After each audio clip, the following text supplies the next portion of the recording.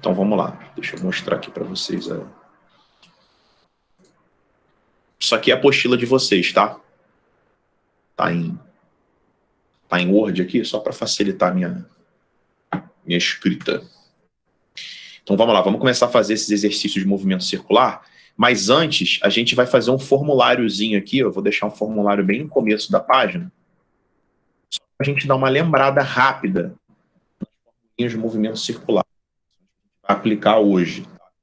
Eu decidi não dar matéria nova hoje, ia dar uma matéria nova para vocês, mas por causa da dificuldade que vocês apresentaram na oficina, eu resolvi segurar um pouco e fazer mais exercício.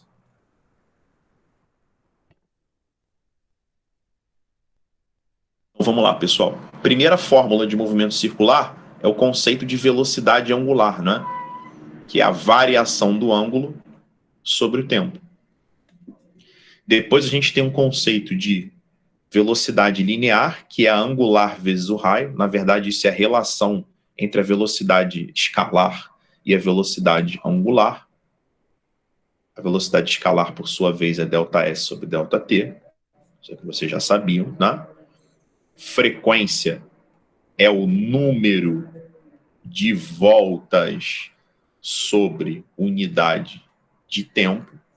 E período é o tempo para dar uma volta completa. A relação entre frequência e período é que frequência é 1 sobre período. Tem um conceito de aceleração centrípeta, que é a velocidade escalar ao quadrado dividido pelo raio. E a gente tem a parte de transmissão do movimento circular. A transmissão do movimento circular, quando tem o mesmo eixo, ou seja, quando é coaxial, então aqui tem o mesmo eixo, se eu tenho o corpinho 1 e o corpinho 2, a velocidade angular de 1 é igual à velocidade angular de 2. E como V é ômega-R, a gente pode passar o raio dividindo e escrever que V1 sobre R1 igual a V2 sobre R2. Quando a gente tem eixos diferentes de rotação, e a gente pode ter tanto esse esquema, tá, de eixos diferentes, como a gente pode ter esse esquema aqui também. Tá? Ou seja, os centros... O que é mesmo o eixo, pessoal? É o mesmo centro para as duas circunferências. O que são eixos diferentes? São centros diferentes para circunferências. Aqui o V1 vai ser igual ao V2, tá? E como V é ômega-R, você pode escrever ômega1 R1 igual a ômega2 R2. O ômega, ele também pode ser escrito como 2π sobre período, ou pode ser escrito como 2π vezes a frequência. Por quê? Estou fazendo uma revisãozinha da aula passada, tá? Por que ele pode ser 2π sobre período? Porque se você pegar o ômega, tá, a definição de velocidade angular, e aplicar para uma volta completa, tá, o ângulo da volta completa é 2π radiano. E o tempo para dar uma volta completa é o que a gente chama de período. E como a frequência é 1 sobre período, você pode escrever 2π sobre t ou 2π vezes a frequência. De modo que eu posso substituir a velocidade angular por 2πf, né? Eu posso ficar com 2π F1 R1 igual a 2π F2 R2. E eu posso ficar com frequência 1, raio 1, igual a frequência 2, raio 2.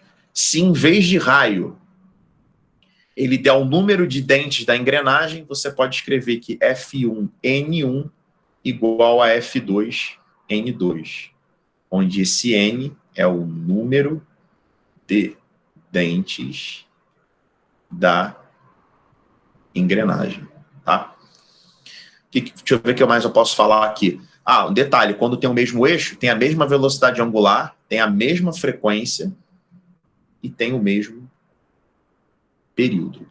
Então, foi basicamente isso que a gente viu na aula passada, tá? Se vocês tiverem esquecido a teoria e quiserem ver com mais profundidade, aí vocês vão precisar ver o vídeo do dia 20, tá? Que foi a aula anterior a essa. Vamos lá, pessoal, questão 1. Isso aqui estou resolvendo os exercícios da apostila, tá? Para quem chegou agora, eu vou tentar resolver aí o máximo que der da apostila de movimento circular. Número 1. Na madrugada de 11 de março de 1978, partes de um foguete soviético reentraram na atmosfera acima da cidade do Rio de Janeiro e caíram no Oceano Atlântico. Foi um belo espetáculo. Os inúmeros fragmentos entrando em ignição devido ao atrito com a atmosfera brilharam intensamente enquanto cortavam o céu. Mas se a reentrada tivesse acontecido alguns minutos depois, teríamos uma tragédia, pois a queda seria na área urbana do Rio de Janeiro e não no oceano. O lance é o seguinte, pessoal. Você tinha um foguete orbitando a Terra, tá? De repente, esse foguete começou a reentrar na órbita terrestre, ou seja, o foguete começou a cair. Bom, quando o foguete começou a cair, ele estava aqui em cima da cidade do Rio de Janeiro, e ele fala isso, ó. As partes do foguete reentraram na atmosfera acima da cidade do Rio de Janeiro. Só que, para nossa sorte, eles caíram no Oceano Atlântico. Caíram aqui no oceano, e quem estava na cidade pôde ver isso. A pergunta que ele vai fazer é o seguinte: de acordo com os fatos relatados, a velocidade angular do foguete em relação à Terra, no ponto de reentrada, era... Só jogar isso aqui para baixo. Pronto. Pessoal, o lance é o seguinte. Esse foguete, se ele tivesse com uma velocidade angular igual à velocidade de rotação da Terra, e qual é a velocidade angular da Terra? Terra, ela dá uma volta completa, ou seja, ela percorre um ângulo de 2π radiano em 24 horas, né? Ou seja, a velocidade angular da Terra é π/12 radiano por hora. Ela demora 1 hora para dar um 360 graus em torno de si mesmo, né? Ou seja, para andar 2π radiano. Se o foguete tivesse a mesma velocidade da Terra e ele reentrou em cima do Rio de Janeiro, as peças iam cair em cima do Rio de Janeiro. Para nossa sorte, esse foguete ele estava mais rápido, ele tinha uma velocidade angular superior à velocidade angular da Terra. Então as peças caíram um pouco na frente. Ou seja, como ele estava com uma velocidade angular superior a esse π/12, as peças caíram um pouco mais na frente. Ou seja, ele estava girando mais rápido do que a Terra. Por isso que quando ele caiu, as peças entraram um pouco mais na frente, né? Caíram no Oceano Atlântico. Então a resposta é superior à da Terra e no mesmo sentido, tá? Então, o foguete estava girando junto com a Terra, só que um pouco mais rápido. Por isso que na hora que as peças entraram, elas caíram um pouco mais na frente do que a cidade do Rio de Janeiro. Entrou, estava acima do Rio de Janeiro, mas como ele estava com a velocidade maior, ele caiu no oceano, tá? Ou seja, ele andou mais rápido do que a Terra em relação ao ângulo. Alguém não entendeu? Alguém quer perguntar alguma coisa sobre essa questão número 1?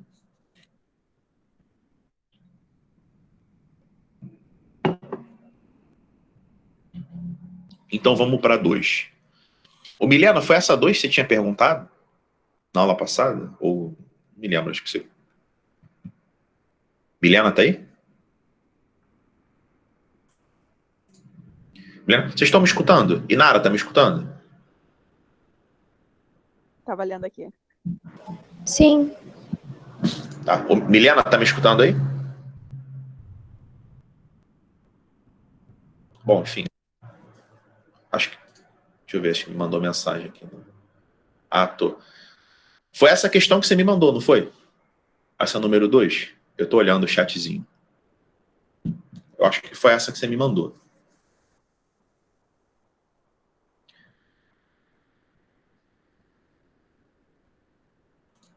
O meu áudio tá travado, gente? Alguém tá escutando o meu áudio Tá travado? normal. Tá normal? Então acho que é o teu, Milena. Acho que você que tá com problema de conexão. Ah, não, é porque... Você tá me ouvindo? Tô te ouvindo. Ah, é porque eu tinha falado antes e você não me ouviu. Eu achei que você tinha bloqueado de novo. Não, não, não. Mas foi essa aí, né? Vamos lá. Visando a melhoria estética de um veículo, o vendedor de uma loja sugere ao consumidor que ele troque as rodas de seu automóvel de aro 15 polegadas para aro 17 polegadas, o que corresponde a um diâmetro maior do conjunto roda-pneu. Duas consequências provocadas por essa troca de aro são: Pessoal, o lance é o seguinte, deixa eu dar um espaço aqui entre o enunciado e as opções. Quando você tem um carro com aro 15, né, o tamanho do pneu, tá, pessoal? Aro 15 ele tem um tamanho, o aro 17 é um tamanho maior, aro 20 é maior ainda. Quando você tem um pneu de aro 15, tá aqui o nosso carrinho, tá? Usando a roda de aro 15. É o tamanho mais ou menos nos carros populares. Bom, quando esse carro foi projetado, quando o projeto de engenharia desse carro foi realizado, ele foi realizado para a roda do carro ter aro 15. Tudo foi calculado em cima disso. Estabilidade do carro, como que o carro se comporta numa curva, como que o carro se comporta numa subida, como que o carro se comporta numa freagem, como funciona o velocímetro do carro. Porque o velocímetro do carro, ele mede quantos giros a roda dá. Não sei se vocês sabiam disso, mas o velocímetro do carro, ele não mede, tá? Ele não consegue medir a velocidade que você está andando na rua. A conta que ele faz, ele consegue medir o ômega. Então, o velocímetro, ele mede a velocidade angular. Ele mede quantos giros a sua roda dá, certo? Em que intervalo de tempo? Ele vai dar lá uma velocidade em radiano por segundo. Só que aí, o que o projetista faz? Ele vai usar física básica, ele sabe que a velocidade linear, que é a velocidade que está nas placas de trânsito e a velocidade que aparece no seu velocímetro, é ômega R. E ele sabe a roda do carro. Ele sabe o tamanho, tá, do raio da roda. Então, ele pega o raio da roda, que é aro 15, que foi projetada para ser aro 15, e multiplica pela velocidade angular. Aí aparece lá aquela velocidade que você está lendo no teu painel. Seja analógico, com ponteirinho, ou seja digital, né? Fica aparecendo só o valor. Quando você troca, tá, a roda desse carro, que é aro 15, e bota um aro 17, eu vou desenhar a roda bem maior aqui, só para a gente ter uma noção de diferença, tá? Quando você coloca uma roda maior no carro, você mexeu no raio. Você não mexe na velocidade angular, tá? Você mexe no raio. E o que vai acontecer? A sua velocidade, ela vai ser maior do que aquela que está sendo registrada. O velocímetro do teu carro, ele tá dizendo quantas vezes a roda gira, tá? Se você mexer no raio, se você aumentar o raio, você não vai conseguir alterar o ômega. Por que você não vai conseguir alterar o ômega do seu carro? Você não vai conseguir alterar o que o carro lê, que é o ômega. Por quê? A roda, ela está acoplada ao motor. O motor, ele dá uma determinada quantidade de giros. É esse giro do motor que vai girar a roda. É isso que o carro está lendo. O carro está lendo quantas vezes o teu motor está girando, consequentemente, quantas vezes a tua roda está girando, né? E aí ele vai multiplicar pelo raio e vai te dar velocidade. Este raio, ele é pré-programado para ler o raio aro 15. Né? O carro foi fabricado com aro 15. Se você mete um raio muito grande ou muito maior, vai dar diferença. A velocidade lá vai estar aparecendo uma coisa, 80 km por hora. Só que você está mais rápido. Por que você está mais rápido? Porque você aumentou o teu raio. Então você vai aumentar a sua velocidade. Se você está com o carro, vamos supor, a Sara está com aro 15. O velocímetro dela está 80 por hora. Ela, de fato, está 80 por hora. Por quê? O engenheiro que projetou o carro dela vai pegar a velocidade angular e multiplicar pelo raio. Vamos supor que o João pegou e meteu um aro 17. O carro do João, ele vai estar marcando 80. O carro da Sara também. Só que o João está mais rápido do que 80 km por hora, porque ele colocou um raio maior. Se ele colocou um raio maior, ele vai mexer na velocidade. É claro, pessoal, que essa diferença ela é pequena, tá? Mas dá diferença sim na prática. Então é perigoso. Segundo ponto. Este carro, que foi o que a gente discutiu na aula passada sobre estabilidade. Esse carro, ele é projetado, ele tem um determinado centro de gravidade, um determinado centro de massa, tá? Isso determina a estabilidade dele. Quando você eleva o carro, você eleva o centro de massa. Isso torna o carro mais instável. Vocês vão aprender mais sobre estabilidade e instabilidade quando eu der momento para vocês, quando eu falar sobre torque, tá bom? O lance é o seguinte, é só vocês compararem um carro rebaixado com um carro Monster Truck. Eu coloquei esse desenho para vocês na aula passada, né?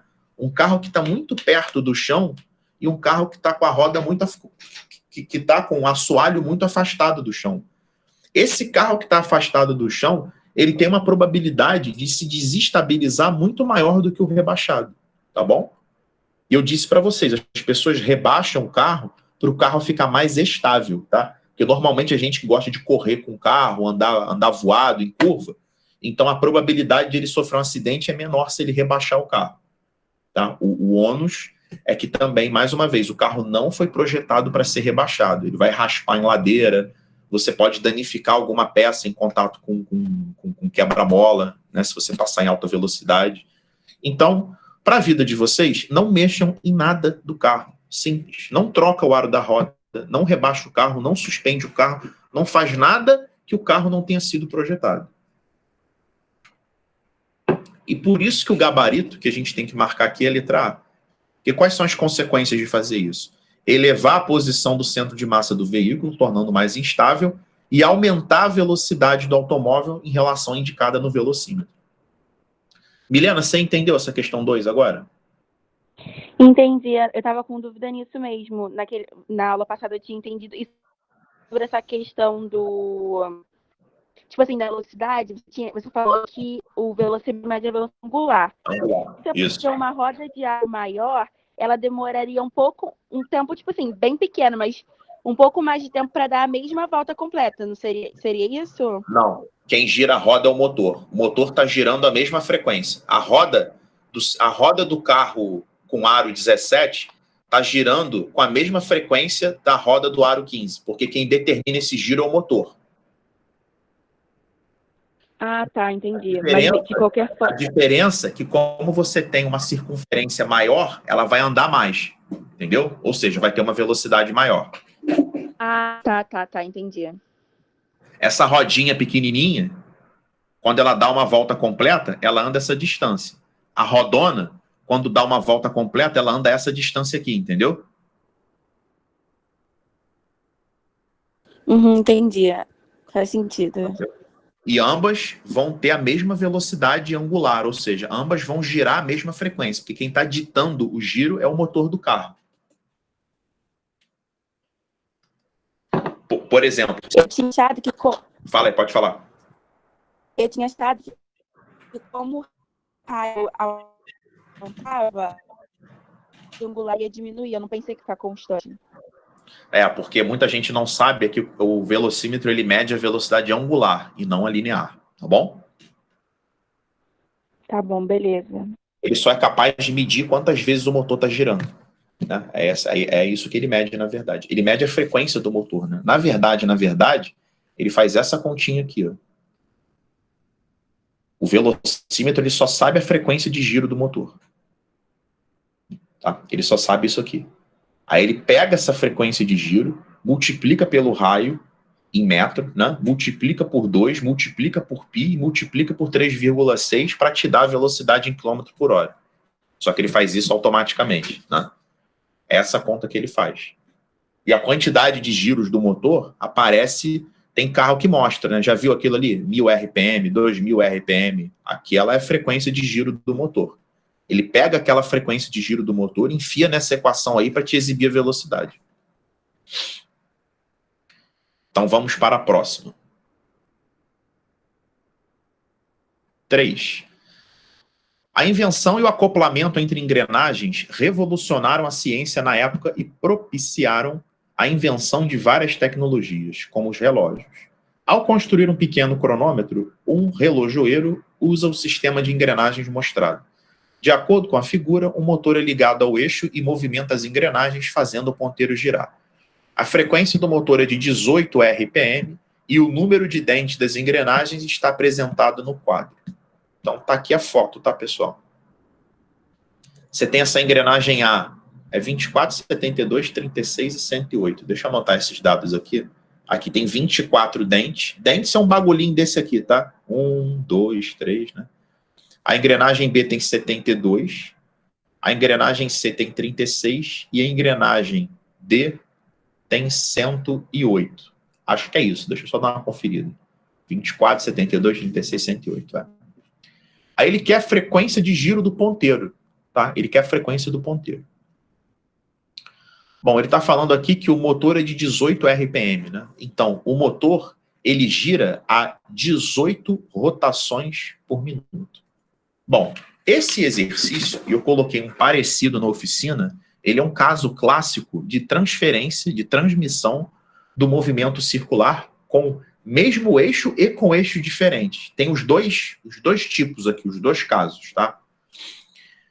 Do A para o B, pessoal, primeiro, do motor para o A, né, o A ele vai girar com a mesma frequência do motor. Então, a engrenagem A, porque o A está acoplado ao motor, né? A engrenagem A também tem 18 RPM. O A com B são eixos diferentes. E quando os eixos são diferentes, eu posso usar essa relação aqui, ó.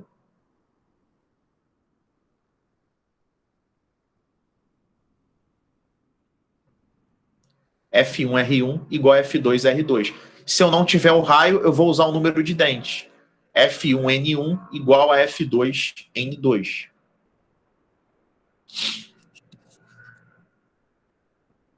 Então, vamos lá. Vamos fazer aqui do A para o B. Do A para o B, eu vou usar frequência em A, número de dentes em A, igual a frequência em B, número de dentes em B. Ora, pessoal, a frequência em A é 18. Pode colocar em RPM aqui, não tem problema nenhum, tá? 18. Número de dentes do A, 24. Igual a FB. Número de dentes do B, 72. Cancela aqui, dá 3. A frequência do B vai dar 6 RPM. Então, a engrenagem B tem 6 RPM. Reparem que B e C têm o mesmo eixo, não é? Estão centradas no mesmo lugar. Então, a engrenagem C também tem 6 RPM. Porque quando tem o mesmo eixo, olha aqui em cima, quando tem o mesmo eixo, as frequências são iguais, né? Porque elas giram juntas, né? Agora vamos fazer de C para D. A gente vai fazer de C para D. Então, eu vou escrever aqui FC, número de dentes de C, é FD, número de dentes de D. A frequência em C é 6, número de dentes em C, 36. Vou calcular a frequência em D e número de dentes de D, 108. Tá? Simplificando aqui, vai dar 3. A frequência de D vai dar 2 RPM. Só que o D está acoplado ao ponteiro, né? Então, o D vale 2 RPM. Se o D está acoplado ao ponteiro, o ponteiro também gira com 2 RPM, porque o ponteiro tem o mesmo eixo da engrenagem D. Por isso que o gabarito é 2 RPM. Alguém quer perguntar alguma coisa dessa questão? Alguém não entendeu o que eu fiz?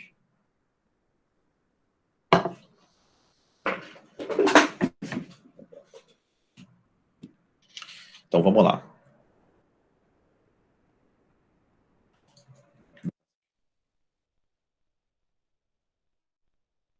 4. Professor utiliza... Depois eu vou salvar isso e colocar na plataforma, tá? Isso já é feito. Um professor utiliza essa história em quadrinhos para discutir com os estudantes o movimento de satélites. Nesse sentido, pede a eles que analisem o movimento do coelhinho considerando o módulo da velocidade constante. O valor da velocidade do coelhinho é constante, né? Então a Mônica vai, taca, o Cebolinha desvia, o coelhinho dá a volta, né? Ou seja, o coelhinho teve que entrar em órbita, dá a volta em torno do planeta Terra e depois atinge o Cebolinha de novo. Ou seja, o coelhinho executou um movimento, entrou em órbita e executou um movimento circular. Desprezando a existência de forças dissipativas, o vetor aceleração tangencial do coelhinho, pessoal, aqui ele faz uma diferenciação entre aceleração tangencial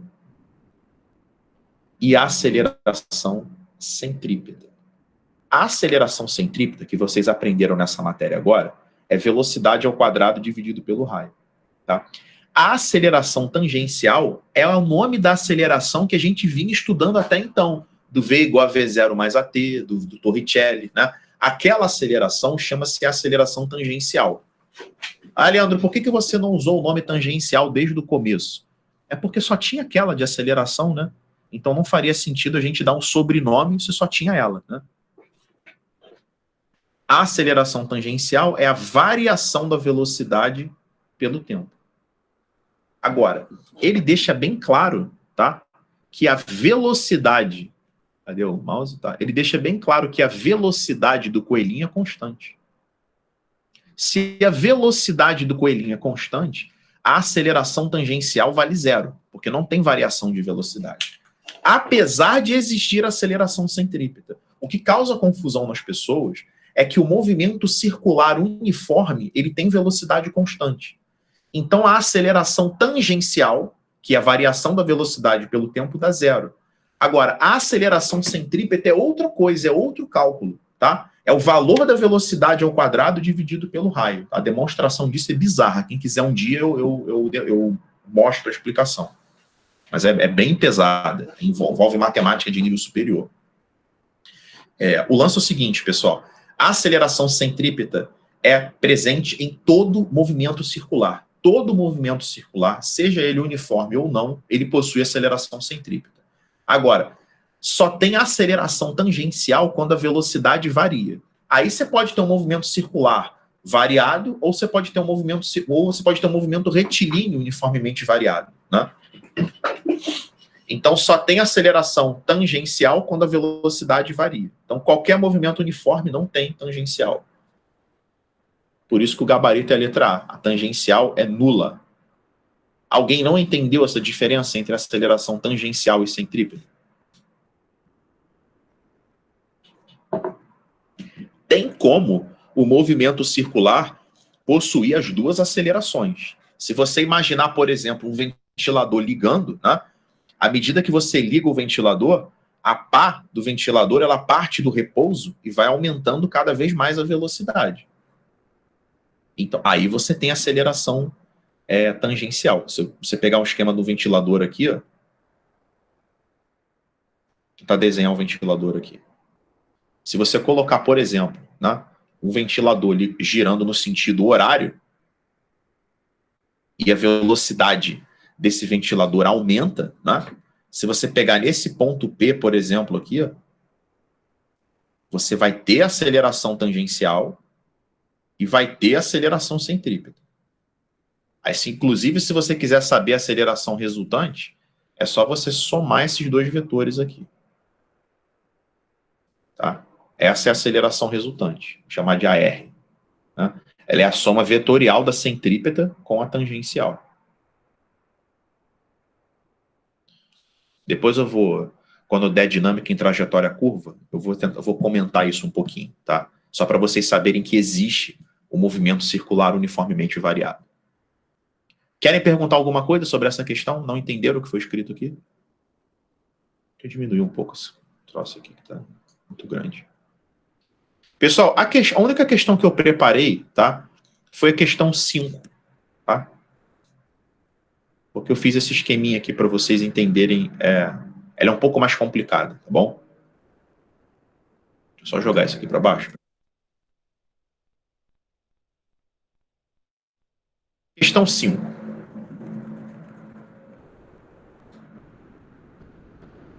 Para serrar ossos e carnes congeladas, um açougueiro utiliza uma serra de fita que possui 3 polias e um motor, tá? O equipamento pode ser montado de 2 formas diferentes, P e Q. Então, ou você monta dessa forma, ou você monta dessa. Questão de segurança, é necessário que a serra possua a menor velocidade linear. Ele quer saber qual a montagem que o açougueiro deve usar, se ele deve usar a montagem P ou se ele deve usar a montagem Q. Deixa eu explicar para vocês o que eu fiz aqui. Pessoal, este tipo de transmissão do movimento circular, este tipo aqui, ó, de transmissão do movimento circular, ele tem a mesma velocidade linear, tem o mesmo V, não é? Eixos diferentes têm o mesmo V. Tá? Por isso que eu coloquei que a velocidade da polia número 1 é igual à velocidade da polia número 2. Porque é esse tipo de transmissão, a velocidade linear é a mesma. Tá? Só que é o seguinte, pessoal. Se você analisar 2 com 3, 2 e 3 têm o mesmo eixo. Então, elas têm a mesma velocidade angular. A velocidade angular da número 2 é igual à velocidade angular da número 3. E como V é igual a ômega R, você pode escrever que o ômega é V sobre R. Então, em vez de ômega 2 igual a ômega 3, eu posso escrever que V2 sobre R2 é igual a V3 sobre R3. Então, vamos guardar essas duas informações. Primeiro, V1 é igual a V2, por causa desse tipo de transmissão circular, do movimento circular, e entre 2 e 3 eles têm o mesmo ômega, né? Ou seja, o ômega 2 igual a ômega 3. Como o ômega é V sobre R, eu posso escrever que V2 sobre R2 igual a V3 sobre R3. Só que é o seguinte, no lugar do V2, eu vou colocar o V1, a velocidade número 1. Tá? Porque V1 é igual a V2. E no lugar do V3, eu vou colocar a velocidade da serra. Tá? Então, eu vou substituir o V3 pela velocidade da serra. Se você isolar a velocidade da serra, vai ficar R3 sobre R2 vezes V1. Então, a velocidade da serra, em função dos raios da polia menor e maior, e em função da velocidade do motor, é R3 sobre R2 vezes V1. Agora eu vou usar o mesmo raciocínio, essa questão só para lembrar, ela é difícil mesmo. Eu vou usar o mesmo raciocínio na montagem número Q. Letra Q, perdão. Na montagem Q. Na montagem Q, a velocidade V1 ela é igual a V3, tá? Porque o 1 está conectado a 3 por essa corrente, né? Transmissão de eixos diferentes. E a velocidade angular em 2 é igual à velocidade angular em 3, que nem no caso P. Né? Aí eu vou substituir ômega 2 por V2 sobre R2 e ômega 3 por V3 sobre R3. Só que nesse caso, tá? A velocidade em 3 é igual à velocidade em 1. Então eu vou trocar V3 por V1. E a velocidade da serra é a velocidade da polia 2. Se você isolar a velocidade da serra aqui, vai ficar R2 sobre R3 vezes V1. A pergunta é, por que eu me dei esse trabalho todo? Porque não sei se vocês repararam,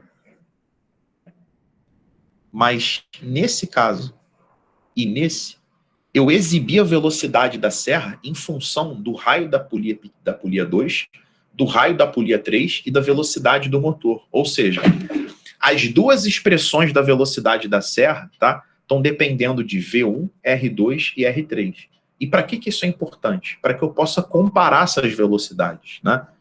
A gente vai ver o seguinte, o R3 ele é nitidamente maior do que o R2, porque a polia 3 é a polia maior. Então, se o R3 ele é maior e o R2 é menor, esta velocidade da serra nessa situação vai ser bem maior do que a velocidade da serra nessa segunda situação. Ou seja, a velocidade da serra em P é maior do que a velocidade da serra em Q. Porque a velocidade da serra na situação Q, ela depende diretamente do raio pequeno e inversamente do raio grande. Né? Então, isso faz com que ela diminua bastante. Se você simular, por exemplo, né?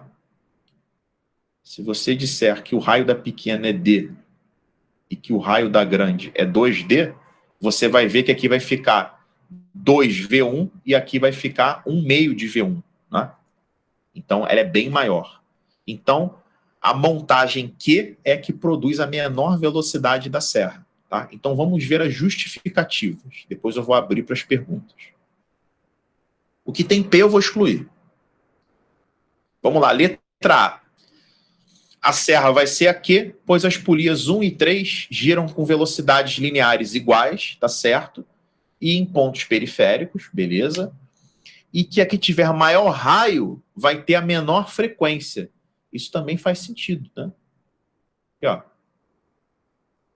Se V1 igual a V3, a gente sabe que o V é 2π FR. 2π. E frequência e raio são inversamente proporcionais, né? Então, quem tem maior raio tem a menor frequência. Então, a letra A está certa. Vamos ver por que a letra B está errada. Vai ser aqui, pois 1 e 3 giram com frequências iguais. Não, pessoal, só gira com frequência igual quando o eixo é igual, né? 1 e 3 têm eixos diferentes. Então, ela é falsa. Letra E.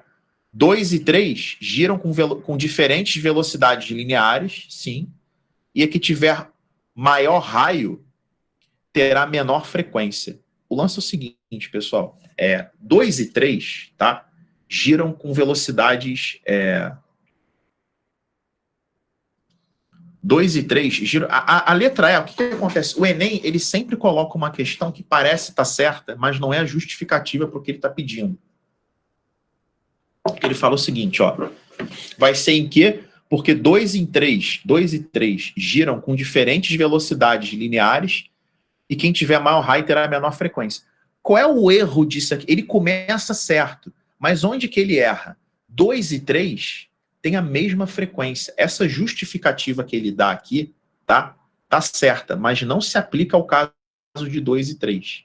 Pô, Leandro, é certo falar que quem tem velocidade diferente, quem tem maior raio tem a menor frequência? É certo. Só que isso não se aplica ao desenho que vocês estão vendo. 2 e 3 possuem a mesma frequência, porque tem o mesmo eixo, tá? Então, isso que está escrito sobre 2 e 3 não se aplicam para esse desenho. E é por isso que a letra E está errada, tá bom? Se a letra E estivesse falando de uma montagem qualquer, tá, que a gente não pudesse visualizar, aí beleza, né? Se elas têm velocidades lineares diferentes, quem tem maior raio tem a menor frequência. Só que elas duas, 2 e 3, têm a mesma velocidade angular. Então elas têm a mesma frequência e mesmo período. Então o gabarito aí é letra A. Alguém não entendeu alguma coisa que eu fiz aqui? Fiz bastante coisa nessa questão.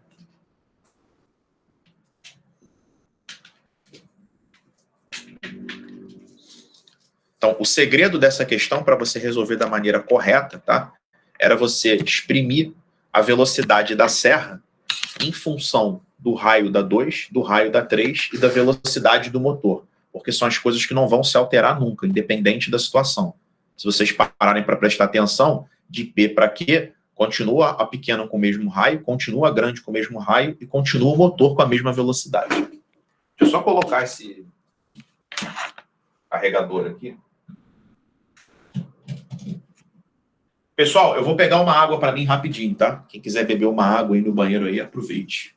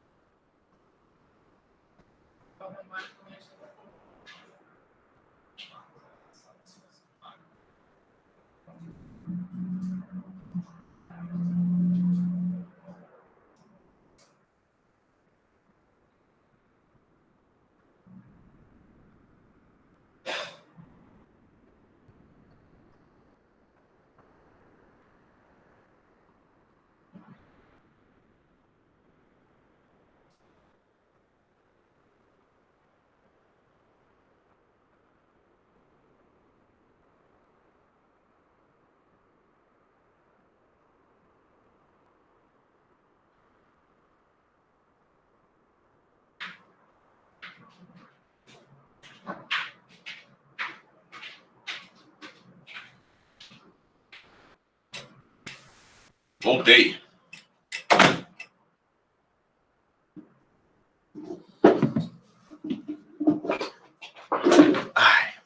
Posso para a próxima ou vocês querem perguntar alguma coisa daqui? Vamos para a próxima. Agora as questões de bicicleta do Enem, né? As bicicletas possuem uma corrente que liga uma coroa dentada dianteira, movimentada pelos pedais, a uma coroa localizada no eixo da roda traseira, como mostra a figura. O número de voltas dadas pela roda traseira a cada pedalada depende do tamanho relativo dessas coroas. Vamos fazer uma revisão rápida aqui sobre bicicleta? Pessoal, vamos analisar como é que se dá a transmissão do movimento circular na bicicleta. Você pedala aqui na coroa. Aqui é a coroa, né? Aqui é a coroa e aqui atrás é a catraca. Catraca. Tá?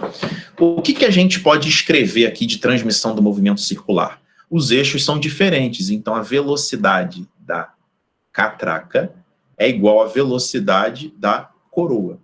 Como V é ômega R, né?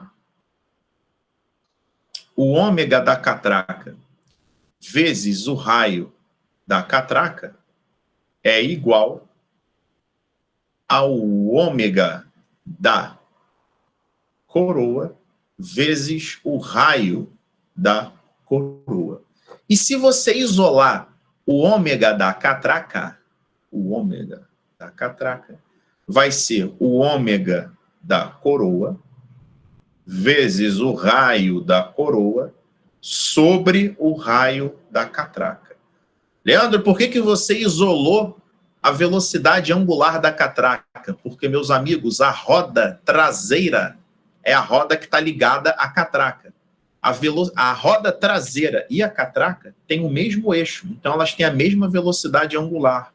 Então, a velocidade angular da roda traseira é a mesma velocidade angular da catraca.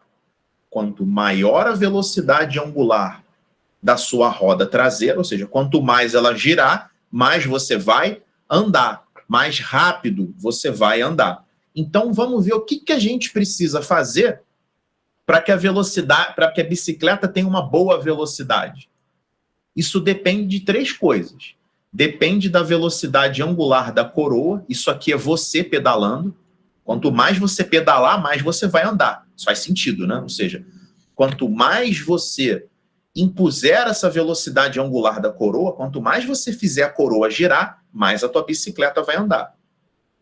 Agora que vem a física, né? Quanto maior o raio da coroa, mais rápido você vai andar. E quanto menor o raio da catraca, mais rápido você vai andar. Tá bom?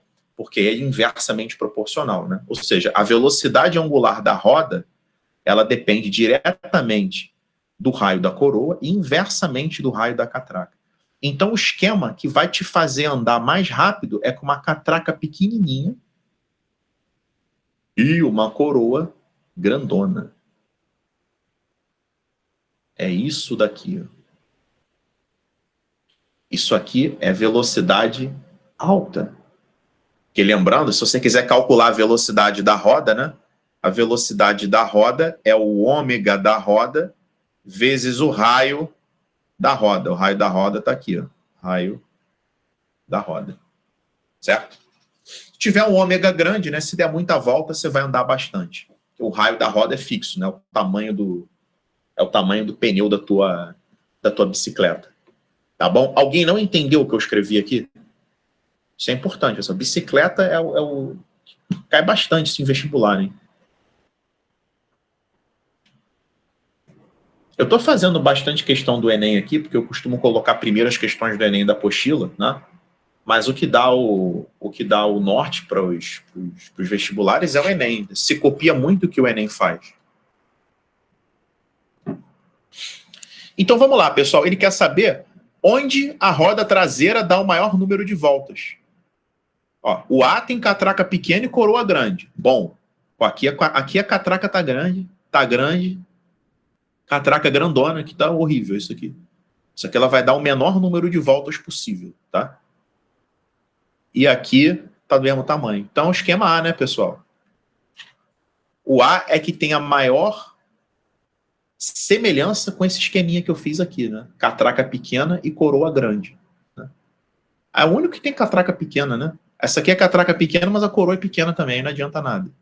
Ela tem que ser catraca pequena com coroa grande. Alguém não concorda com esta opção?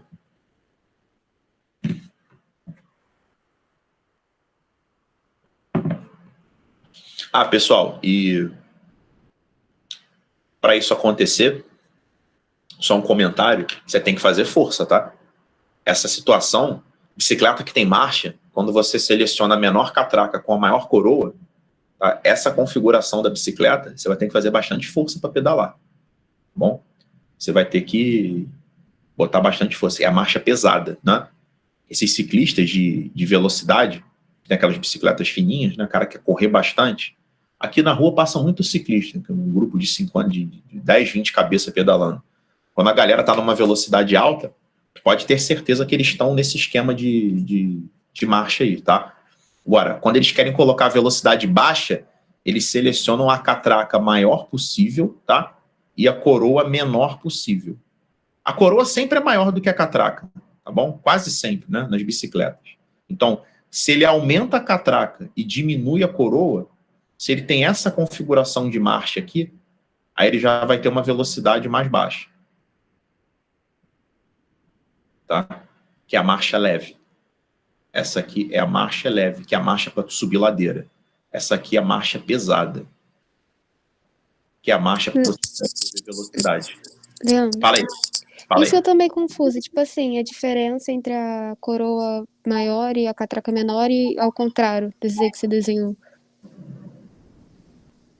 Você entendeu isso aqui, que eu vou circular agora? Entendi. Tá, então o que você não entendeu que eu falei agora? Exatamente. A diferença mesmo, se a coroa for menor ou maior, a relação entre a coroa e a catraca, mais ou menos nessas duas situações. Tá, então vamos lá.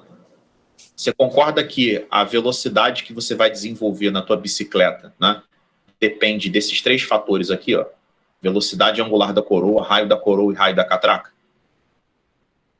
Sim. Tá. Então, o que você pode fazer?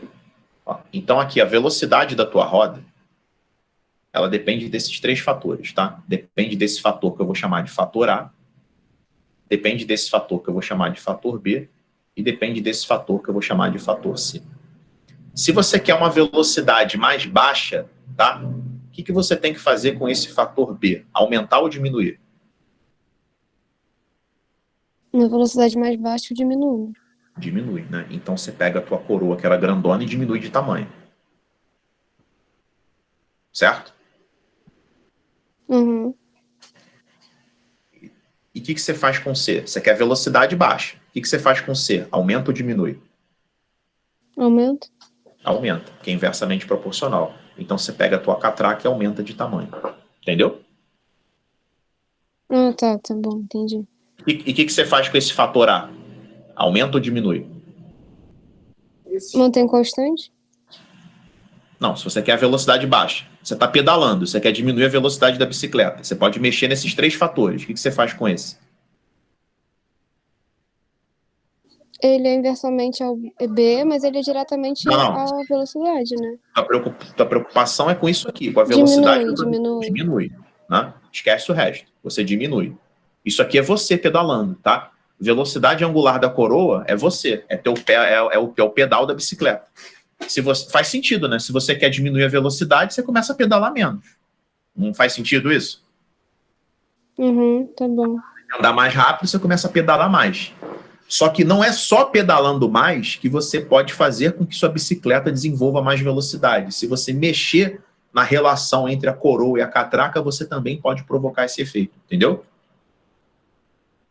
Entendi, tá bom, A obrigada. diferença, se você colocar a tua bicicleta nessa configuração, o pedal vai começar a ficar pesado, tá? Então serve muito bem para o plano. Se você colocar o pedal nessa configuração, o pedal fica mais leve, tá? Em compensação, você desenvolve uma velocidade baixa. Isso aqui é ideal quando você está querendo subir uma ladeira com a bicicleta. Beleza? Entendeu, Sara? Isso aí? Entendi. Obrigada. Vamos lá, número 7. Com relação ao funcionamento de uma bicicleta de marchas, onde cada marcha é uma combinação de uma das coroas dianteiras com uma das coroas traseiras, né? Coroa traseira, no caso, é que a gente chama de catraca, tá bom? Ó. Pode chamar também de catraca. São formuladas as seguintes afirmativas. Primeiro, numa bicicleta que tenha 2 coroas dianteiras e 5 traseiras, temos um total de 10 marchas possíveis, onde cada marcha representa a associação de uma das coroas dianteiras com uma das catracas traseiras. Perfeito. Isso que é uma bicicleta com marcha, tá, pessoal? Quando você tem uma bicicleta com 21 marchas, é que você tem 3 coroas e 7 catracas. Por isso que tem um monte de catraca na bicicleta e a corrente fica mudando de lugar, tá? Quanto mais marcha a bicicleta tiver, mais combinação possível entre coroa e catraca você tem. Tá? Se você tem bicicleta de uma marcha, né? Você só tem uma coroa e uma catraca. Isso é fixo, tá? As bicicletas mais simples têm uma marcha só. Se você tem uma bicicleta, por exemplo, de 4 marchas, você pode ter uma coroa e 4 catracas, ou 2 coroas e 2 catracas. Tá bom? Mas é exatamente isso que está falando no número 1. Número 2. Em alta velocidade, convém acionar a coroa dianteira de maior raio com a traseira de maior raio também. Não, pessoal. Em alta velocidade, você tem que fazer esse esquema aqui, ó, tá? Você tem que acionar a coroa grande com a catraca pequena. E não as duas grandes. Então a 2 é falso. 3. Em uma subida íngreme, né? Ou seja, na nossa ladeira aqui, que essa seria, por exemplo, nessa situação aqui, né? Isso aqui seria uma situação indicada para você usar aquela configuração de marchas, né? Em uma subida íngreme, convém acionar a coroa dianteira de menor raio e a traseira de maior raio, sim, né? Você bota a dianteira menor possível e a traseira maior possível, que aí você vai desenvolver uma velocidade mais baixa. Então, isso aqui está verdadeiro, condiz exatamente com o nosso desenho, tá bom? Existe uma fórmula, pessoal, que relaciona a força que a gente aplica no pedal com a inclinação do plano, com a massa da tua bicicleta e do corpo, ou seja, com o peso do conjunto ciclista-bicicleta, com o raio da roda dianteira, com o raio da coroa, com o raio da catraca e com a distância do centro da bicicleta ao chão. É uma fórmula gigantesca, enorme, né? Eu só não coloco aqui porque não vai fazer sentido para essa questão. É mais fácil vocês associarem, né, que para a ladeira eu preciso de uma marcha leve, que desenvolva velocidade baixa, né? E para desenvolver velocidade baixa é só usar essa relação aqui.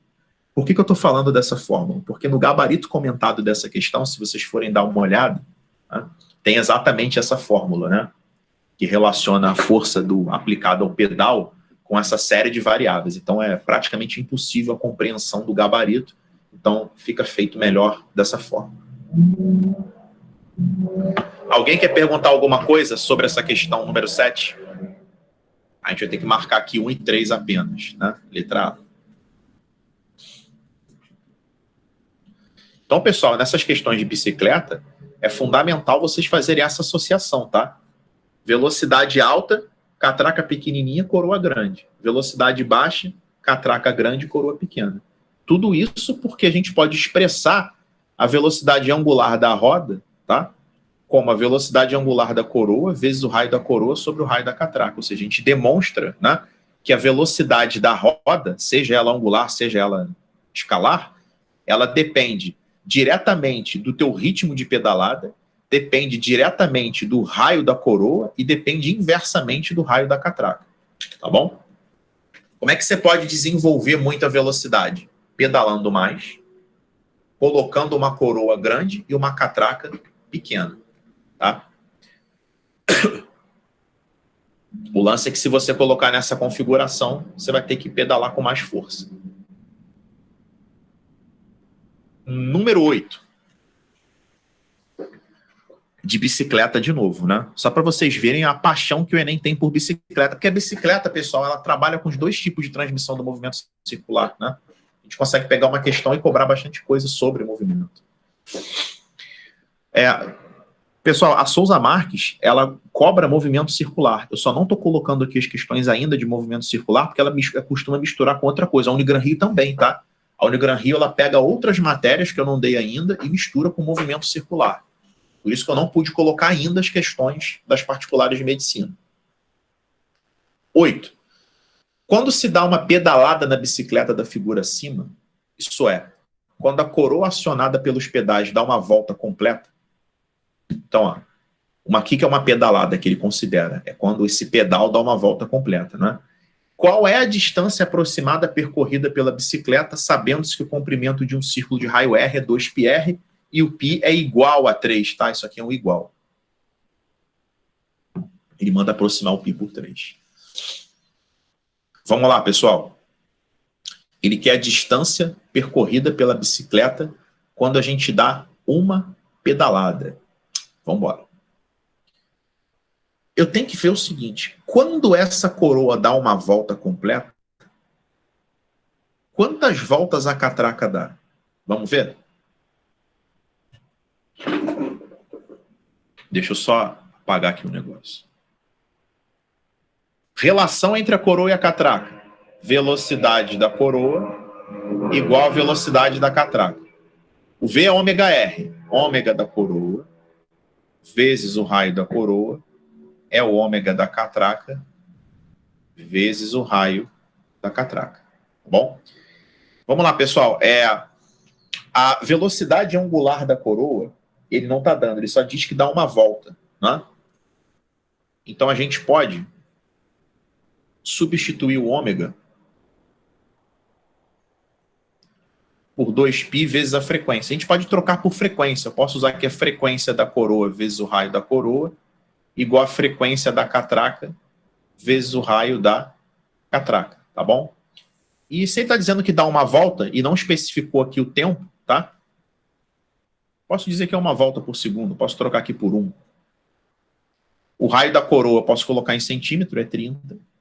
Aqui vai ser a frequência da catraca. E o raio da catraca vale 10.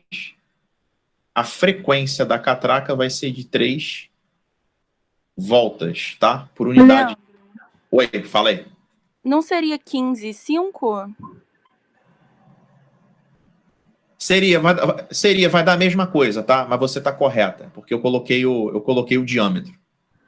Ah, mas no final das contas não é a mesma coisa. Você pode usar o raio diâmetro, não tem problema nenhum, mas realmente é melhor, assim, senão vai ficar errado, né, se a gente colocar o 30. O raio é 15 e o raio da catraca é 5. Aí vai continuar dando 3, tá? Mas nessas...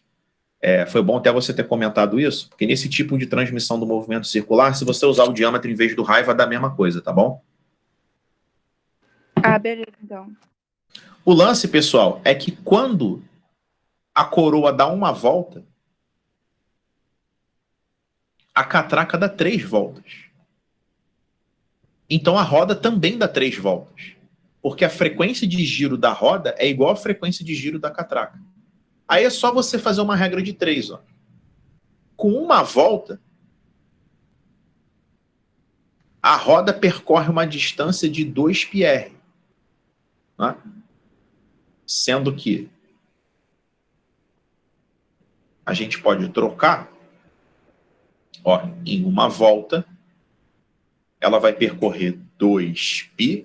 O raio da bicicleta é 40 centímetros, né? Dá 0,4. Ela percorre 2,4 metros. Né?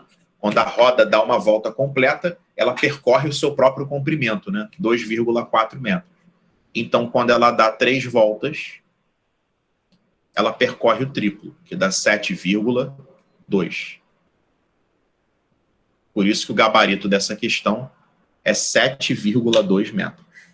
Alguém quer perguntar alguma coisa desse exercício? Se você tiver com a cabeça treinada para movimento circular, você já faz até direto essa questão, porque você sabe o seguinte: como frequência, tá, é inversamente proporcional ao raio nesse tipo de transmissão do movimento circular, Se uma tem o triplo do diâmetro, vai dar 3 voltas a menos, né? Ou seja, se esse diâmetro aqui é 3 vezes maior, a frequência é 3 vezes menor. Então, se aqui é uma volta, aqui são 3 voltas. E no mesmo eixo, você tem a mesma frequência. Então, você de cabeça poderia matar que a bicicleta ela dá 3 voltas.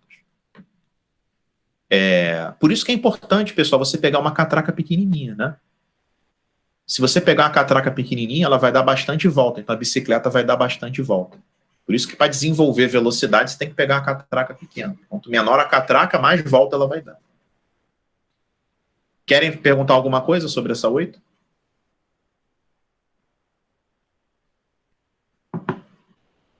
Deixa eu pegar as questões aqui, que podem dar algum tipo de dificuldade. Vocês tiveram dificuldade em alguma dessas questões? Estão aqui na frente. Eu quero tentar pegar... A 20. A 20? Vamos lá, 20. A figura mostra uma réplica do Benz Patent Motorwagen, de 1885, carro de 2 lugares e 3 rodas. O diâmetro da roda dianteira mede 60 centímetros. Então, a roda dianteira... O diâmetro da roda dianteira mede 60 centímetros e da traseira 80 centímetros.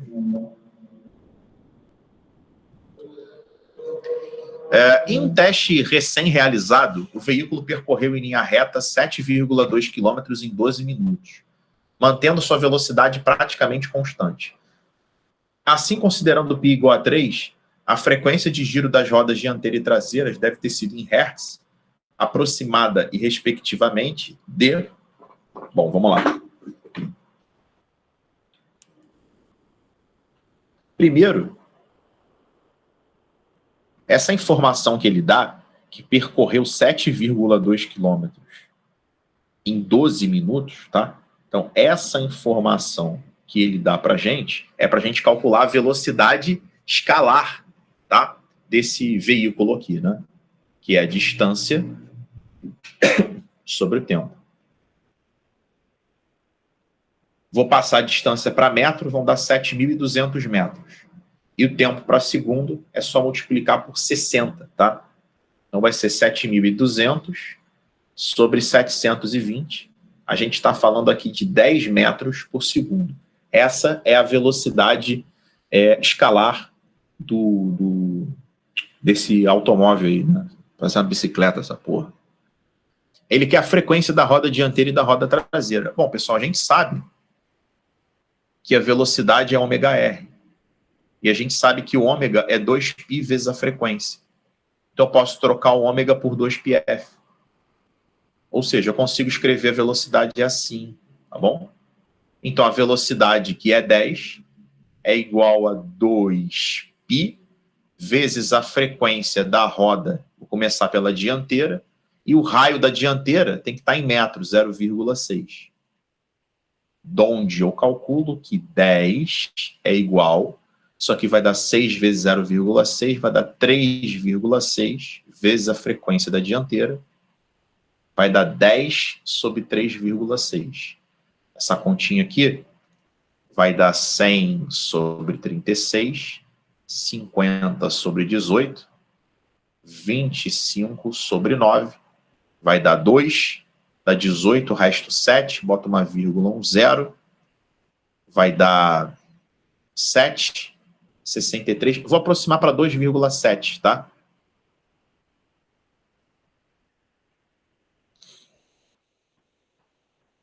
Deixa eu ver se eu fiz, deixa eu ver se eu errei alguma conta aqui rapidinho, porque não tem essa opção 2,7. Ah, é diâmetro, pessoal, perdão.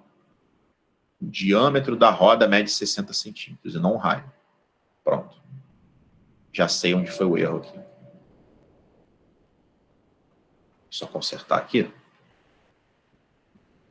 Então aqui é 30. E ali é 40. Pronto. Agora é só consertar aqui, ó. Roda dianteira, só botar um 3 aqui. E aí a continha vai dar 1,8. Ou 1,8. Pronto. Você entendeu o que eu fiz aqui, Nara? Entendi. Porque vai dar o dobro, né? Você estava achando 2,7, eu vou achar aproximadamente... vou achar aproximadamente 5,4. Ele está aqui com 5,5, né? Pior que ele botou 5,5 e 5,6. Vou ter que fazer a conta exata, tá? Deixa eu fazer aqui 50 sobre 9.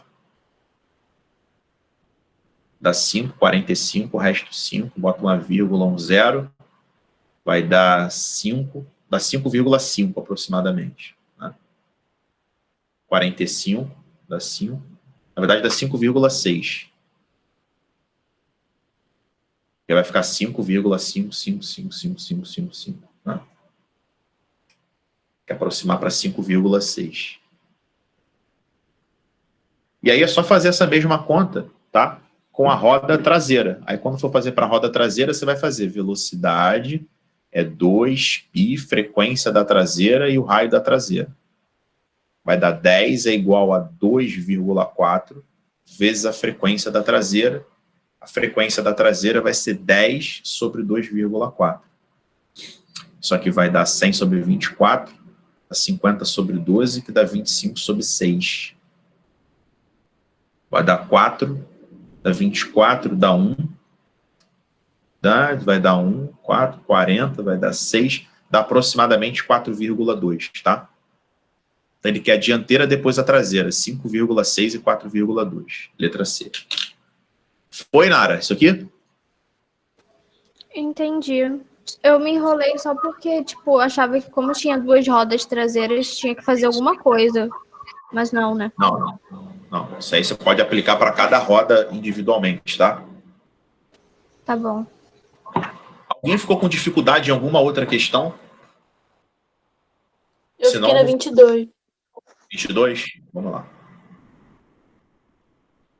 A 22 ela é muito parecida com aquela do ponteiro, né? Que a gente fez. Vamos lá. 22. Deixa eu botar aqui, ó. Diminuir aqui, ó. As engrenagens A, B e C, de raios RA, RB e RC, acima desenhadas, fazem parte de um conjunto que funciona com o motor acoplado à engrenagem de raio RA igual a 20 centímetros, fazendo-a girar com frequência constante de 120 RPM no sentido horário. Então, a A ela tem uma frequência de 120 RPM. Conhecendo-se o raio RB igual a 10 e RC igual a 25, pode-se afirmar que no sistema internacional de unidades, a aceleração de um ponto na periferia da engrenagem C tem módulo igual a... Vou pegar aqui o mouse. Bom, vamos lá. Aí ele manda considerar π ao quadrado igual a 10. Essa engrenagem A, ela tem raio 20, né? Então o raio da A vale 20, o raio da B vale 10 e o raio da C vale 25. Como eu tenho movimento de transmissão do movimento circular com eixos diferentes, eu vou usar aqui a frequência A sobre o raio A é igual a frequência B, sobre não, vezes, né? Vezes o raio de B. A frequência de A é 120.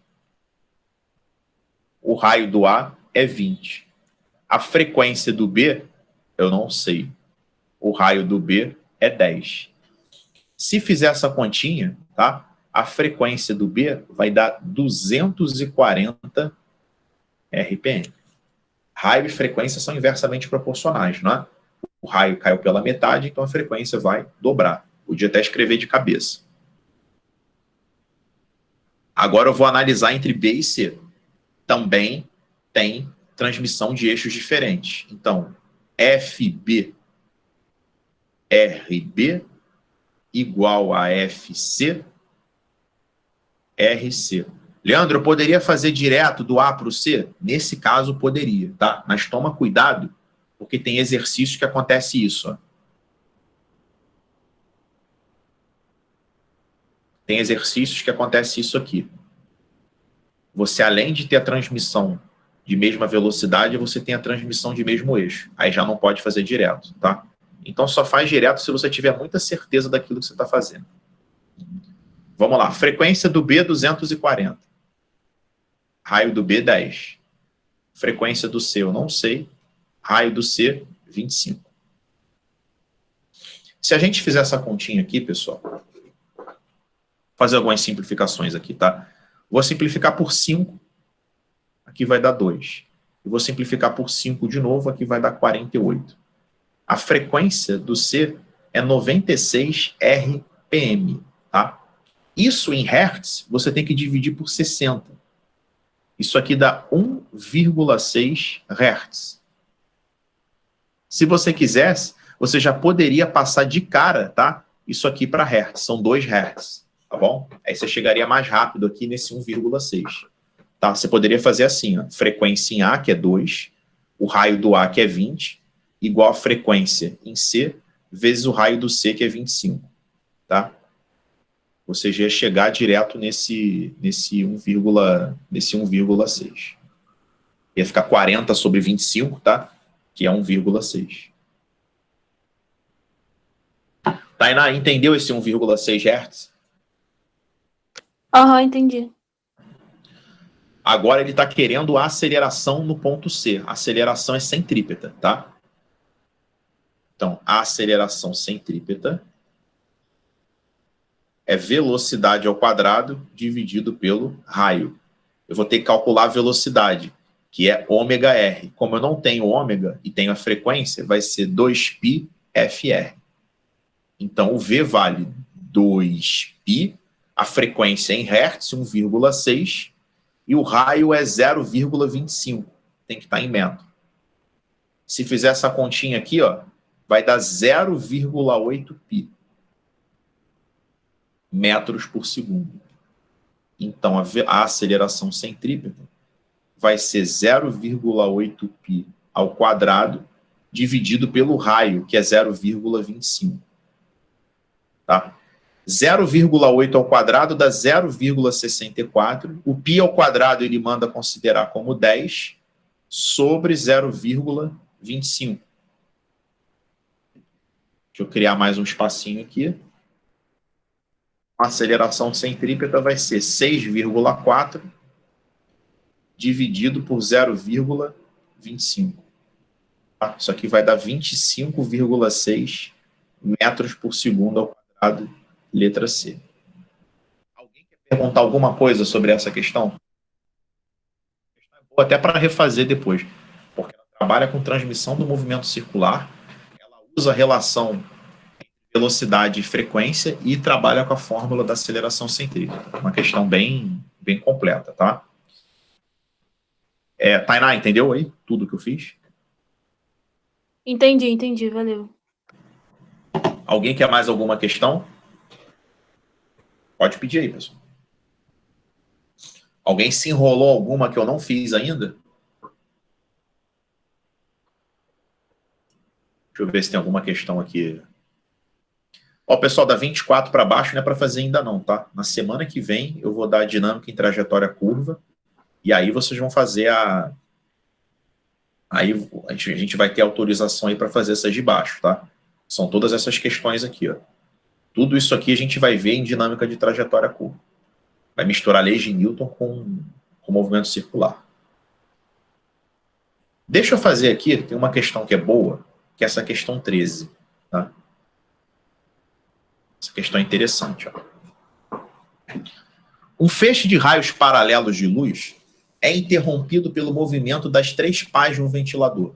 Essa interrupção gera uma série de pulsos luminosos. Admita que as pás e as aberturas entre elas têm forma de trapézios circulares de mesma área, como ilustrados a seguir. Tá? Então, todas essas figuras aqui que vocês estão vendo, tá? Todos esses ele chama de trapézio circular essa figura aqui. Ó. Isso aqui é um trapézio, só que a base é circular. Tá? Matematicamente não é um trapézio, né? Ele chama aqui de trapézio circular. Então, todas essas figuras são iguais. Tem 6 figuras iguais a essa. Né? 1, 2, 3, 4, 5, 6. Vamos lá. E aqui tem um emissor de luz, né? Tipo uma lanterninha.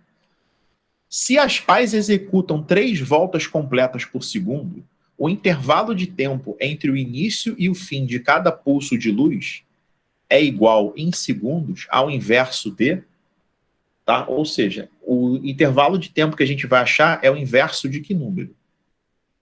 Bom, vamos lá, pessoal. Se ela dá 3 voltas a cada 1 segundo, eu posso calcular quanto tempo ela demora para dar uma volta, né? Posso calcular o período. X. Se você fizer essa conta, você vai achar que é 1/3 de segundo. Ou seja, em 1/3 de segundo, ela dá uma volta completa. Se você quiser colocar a linguagem física aqui, né?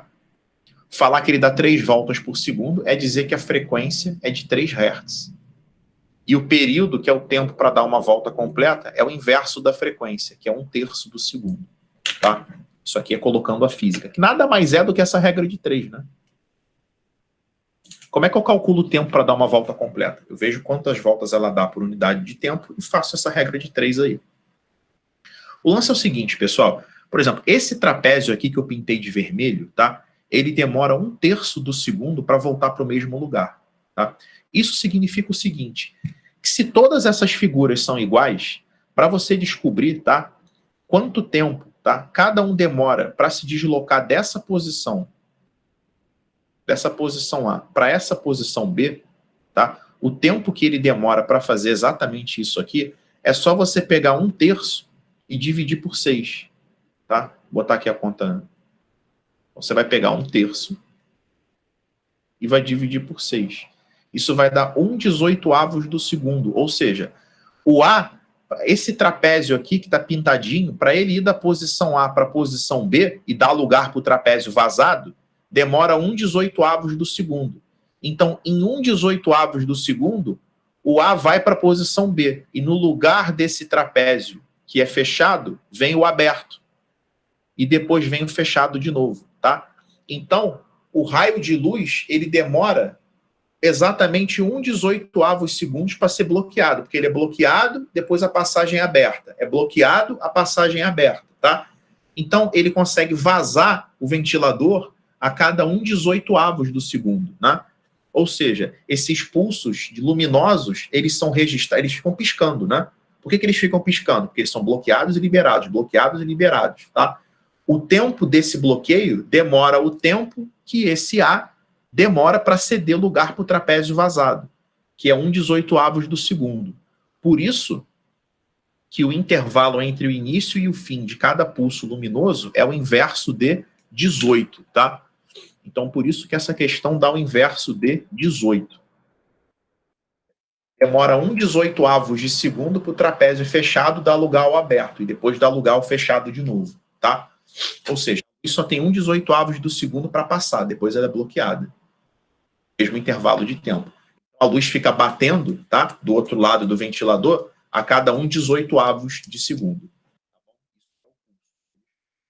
Alguém não entendeu esse raciocínio? Alguém fez esse exercício e marcou errado? Marcou alguma outra coisa?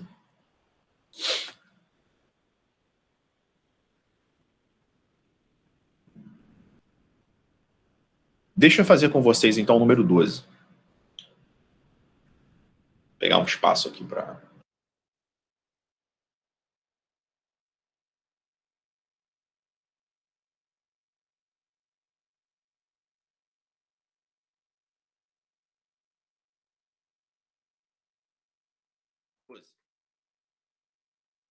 Segundo o modelo simplificado de Bohr, o elétron do átomo de hidrogênio executa um movimento circular uniforme de raio 5 × 10⁻11 metros em torno do próton, com um período igual a 2 × 10⁻15 segundos. Com o mesmo valor da velocidade orbital do átomo, a distância em quilômetros que esse elétron percorreria em espaço livre, em linha reta, durante 10 minutos, seria da ordem de... Quando ele fala ordem, é ordem de grandeza, tá, pessoal? Sempre que o exercício perguntar, é da ordem de, é para você aproximar a potência de 10. Colocar a potência de 10 que está mais próximo. Então, vamos lá. Vamos desenhar aqui o modelo simplificado do átomo de hidrogênio.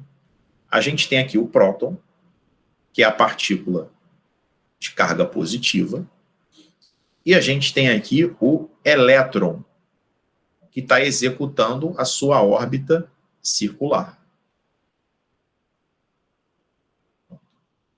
Esse é o modelo simplificado do átomo de hidrogênio, né? Até porque se você olhar na tabela periódica, o hidrogênio ele é assim, né? Ele tem um próton, tá? Ele não tem nêutron, e ele tem um elétron, e o número de massa dele é 1. Lembrando que o número de massa de um átomo, né, corresponde à massa do núcleo dele, né? É desconsiderada a massa da eletrosfera, porque vocês sabem que o peso do elétron é bem inferior ao peso do próton. É 1839 vezes menor do que o peso do próton. Então, esse é o modelo simplificado do Bohr, tá? Por que ele chama de modelo simplificado? Porque, na verdade, o elétron ele não está orbitando, tá? Acreditava-se que era assim. Ele está pulsando. O modelo correto, o elétron ele fica pulsando em regiões pré-determinadas, que são as camadas, né? Em regiões energéticas pré-determinadas. Cada camada tem uma energia associada. E o elétron ele não fica circulando, ele fica pulsando, tá? E existe sempre uma determinada probabilidade de você encontrar o elétron naquela região. Tá? Você nunca tem certeza que iluminando o elétron vai encontrar ele exatamente naquela região, porque ele fica pulsando, tá? Uma partícula pulsante. O raio de órbita é 5 vezes 10 a menos 11 do metro. Isso é muito pequeno, tá, pessoal? E ele executa isso com um período de 2 vezes 10 a menos 15 segundos. É o tempo para ele dar uma volta completa, tá? Que também é um tempo ridiculamente pequeno. Dá para a gente calcular a velocidade dele. É só fazer ΔS sobre ΔT. O ΔS que ele vai percorrer é o comprimento dessa circunferência, que é 2π vezes o raio, dividido pelo tempo, que é 2 vezes 10 a menos 15. Certo? Esse é o tempo. O que é velocidade? Distância sobre tempo. A distância que ele vai percorrer é o comprimento da circunferência. Aqui a gente vai cortar 2 com 2. Eu vou cortar 5 com 10. Vai dar um 2 aqui embaixo. Eu vou ficar com π sobre 2 vezes 10 elevado à quarta, tá? Repete a base e subtrai. Gente, nossa senhora, peraí, fiz um negócio ridículo aqui. Não vi que era o 10 da potência. Nossa, que bizonho que eu fiz aqui. Vamos lá, vai ficar 5π. Parecia sempre semi-analfabeto agora isso que eu fiz. Aqui vai ficar 10 a quarta metros por segundo, tá? É só cortar esse 2 com esse 2, esse 5π você repete, e aqui vai ficar vezes 10 a quarta. Como essa é uma questão de aproximação, eu vou aproximar o π para o valor mais seguro, que é o 3,14, tá? Aí quando eu multiplicar por 5, vai dar 15,7. Isso aqui é uma aproximação segura da velocidade, tá bom? Aí ele pergunta a distância percorrida se ele tivesse com essa velocidade em linha reta. Aí você tem que usar V igual a ΔS sobre ΔT de novo. V igual a ΔS sobre ΔT. A velocidade é 15,7 vezes 10 a quarta. A distância ele quer saber. E o tempo são 10 minutos, que a gente tem que passar para segundo, né? São 600 segundos. Então, a nossa distância percorrida vai ser 600 vezes 15,7 vezes 10 a quarta. 600 vezes 10 vezes 15,7, só para eu ir rápido aqui com vocês, ó. 600 vezes 15,7 dá 9.420 vezes 10 a quarta metros, tá? Ele quer saber isso aqui em quilômetro, tá bom? Ele quer saber em quilômetro. Para passar para quilômetro, tem que dividir por 1000. Tem que dividir por 1000. Então, vai dar 9.000 vezes 10, botar um zero aqui, quilômetro, que é 9,42 vezes 10 elevado a 1, 2, 3, 4 quilômetros, tá? O Inara, que teve dúvida em ordem de grandeza uma vez, tá aí? Tô aqui. Esse número aqui, a ordem de grandeza dele é 10 a quarta ou 10 a quinta? É 10 a quinta. É 10 a quinta. Lembrando, pessoal, como é que a gente faz a ordem de grandeza? Para determinar a ordem de grandeza de um número, a gente precisa escrever exatamente dessa forma. Número vezes 10 elevado a k, sendo que esse número n, ele precisa ser maior do que 1, né? Maior ou igual a 1, e menor do que 10. E esse k, ele precisa ser um número inteiro. Tá bom? Se o k for... Eu vou dar outra situação de ordem de grandeza depois. Se o número estiver escrito dessa forma, tá? A ordem de grandeza vai ser k mais 1 se o n for maior ou igual à raiz quadrada de 10, ou vai ser k se o n for menor do que a raiz quadrada de 10. Agora, se o número estiver escrito como 10 elevado a k, sendo k um número real, né? Se o número for, sei lá, 5,70 e pouco, né? Qualquer número, né? Se o k for qualquer número, a ordem de grandeza vai ser k mais 1 se o k for maior ou igual a 5, a k mais... Peraí. K mais meio, tá? Ou vai ser k se o k for menor do que k menos meia unidade. Por exemplo, pessoal, se você tiver um número, tá, que é 10 elevado a 8,3, a ordem de grandeza é 10 elevado a 8, porque você vai arredondar para o número mais próximo o número inteiro mais próximo do 8,3, que é o 8. Se você tiver 10 elevado a 8,7, a ordem de grandeza vai ser 10 elevado a nona. Se você tiver 10 elevado a 8,5, convenciona-se arredondar para cima, tá? Vai ser 10 elevado a nona. Agora, se o expoente for inteiro, por exemplo, 2 vezes 10 a quarta, você vai comparar esse 2, tá, com a raiz quadrada de 10, que vale aproximadamente 3,16. Se ela for menor, aí a ordem de grandeza vai ser 10 a quarta. Agora, se for 4 vezes 10 a quarta, o 4 ele já é maior do que a raiz quadrada de 10. Aí a ordem de grandeza vai ser 10 aqui. Tá? Então fiquem espertos nisso aí. Por isso que o gabarito é a letra D. Se vocês quiserem depois alguma questão de movimento circular que eu não fiz, me avisem que eu mando no privado, porque na próxima aula já vai ser matéria nova. Beleza, pessoal? Então vou encerrar a aula aqui. Alguém mandou a mensagem aqui. Tá, não foi a Milena aquela hora. Vou encerrar a aula aqui e vou colocar essa lista resolvida na plataforma agora.